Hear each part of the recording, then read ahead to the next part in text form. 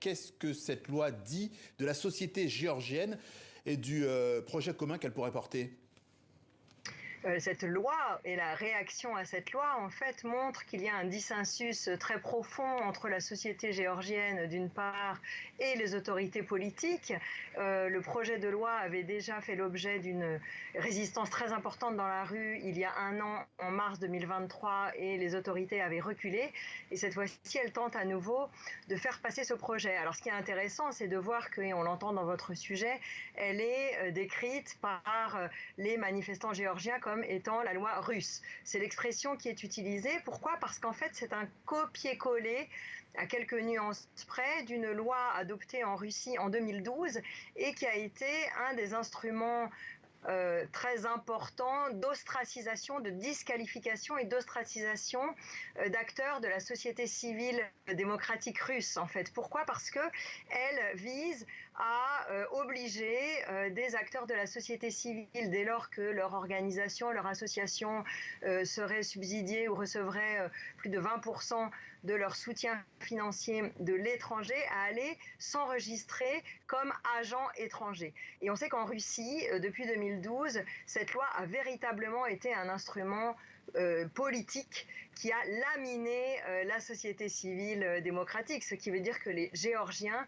si cette loi est adoptée, se retrouveraient face à potentiellement donc une ostracisation des associations de la société civile. Oui, il y a des références, enfin en tout cas il y a un précédent qui permet de voir où on pourrait aller. Je reviens quand même à cette vraie césure au sein de la société. On est manifestement à un carrefour. Est-ce que c'est un carrefour que vous qualifieriez de générationnel ou est-ce qu'il y a d'autres éléments à prendre en compte ? On le voit et on le voit sur votre sujet à l'œil nu, c'est sûr que la jeunesse est très fortement mobilisée, que les segments urbains, notamment en ville, donc, sont plus volontiers dans la rue contre le projet de loi. Mais en même temps, quand on regarde les sondages, plus de 80% des Géorgiens sont pour l'adhésion de leur pays à l'Union européenne. Plus de 70% des Géorgiens sont pour l'adhésion de leur pays à l'OTAN. Plus de 70% des Géorgiens considèrent que la démocratie est le type de régime politique qui convient et conviendrait le mieux à la Géorgie.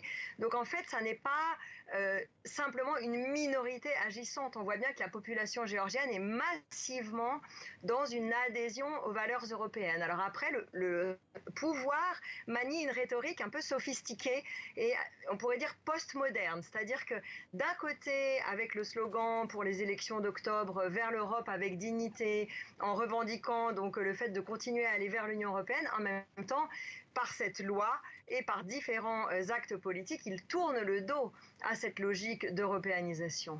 D'un mot quand même très rapidement, on voit que la Russie se mobilise, mais est-ce qu'elle a les moyens, parce qu'on voit que finalement elle avance étape après étape, cette loi, est-ce qu'elle peut être encore stoppée, cette loi, par la rue ?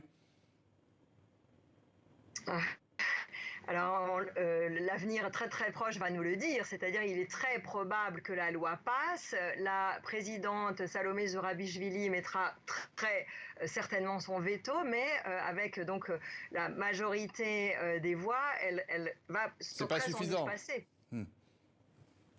L'analyse de la politiste Aude Merlin, spécialiste de la Russie et du Caucase. Merci à vous d'être passé par le journal de TV5 Monde.